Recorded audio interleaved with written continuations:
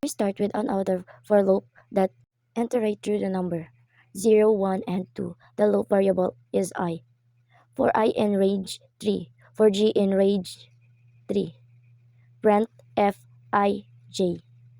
Inside the outer loop, we have an inner for loop that also iterate through the number 0, 1, and 2. The loop variable is J.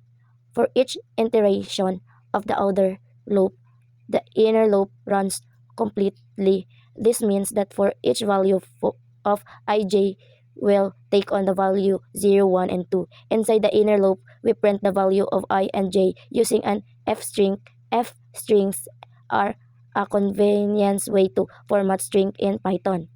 The f string, if I, j, insert the current value of I and j into the string. The outer loop starts with I at 0. The inner loop then runs printing 0, 0, 0, 1, and 0, 2. Next, the outer loop set 1 to 1.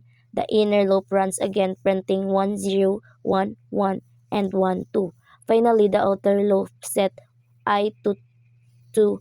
The inner loop runs one last time printing 2, 0, 2, 1, and 2, 2. The output of this script will be text 0, 0, 0, 1, 0, 2, 1, 0, 1, 1, 1, 2, 2, 0, 2, 1, 2, 2.